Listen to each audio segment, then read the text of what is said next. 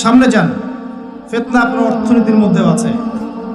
খুব কম মানুষ আছে আমাদের এখানে যারা অর্থনৈতিক জীবনে হালাল খাচ্ছে, ম্যাক্সিমাম সুদ খাচ্ছে।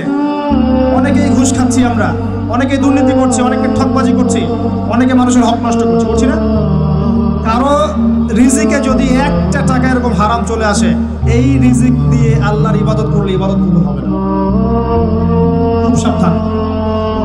নবীজি আগেই বলেছিলেন সাল্লাল্লাহু আলাইহি ওয়াসাল্লাম, যে সুদ খায়, যে সুদ দেয়, যে সাক্ষী থাকে, যে লিখে রাখে, সবাই সমান অপরাধী। দিব্যি আমরা খাচ্ছি।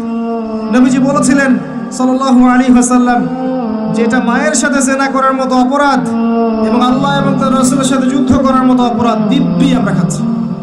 দিব্যি খাচ্ছি, পরোয়া নাই কোনো।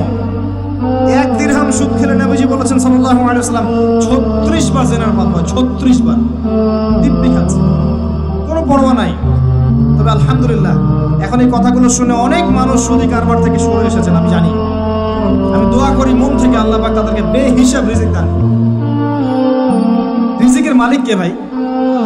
আমি যদি মনে করি যে আমি সুদি কারবার না ছাড়লে আমার রিজিক কমে যাবে, তাহলে আমি মনে করছি রিজিকের মালিক আমি নিজেই, তাই নয় কি?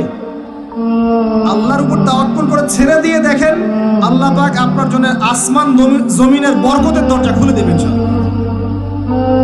বিশ্বাস করছেন না আমার কথা? রিজিক কার হাতে? সমুদ্রের নিচে কোটি কোটি মাখলুক আছে, কে খাওয়ায়? এই জমিনের উপরে কোটি কোটি কীট পতঙ্গ আছে, কে খাওয়ায়?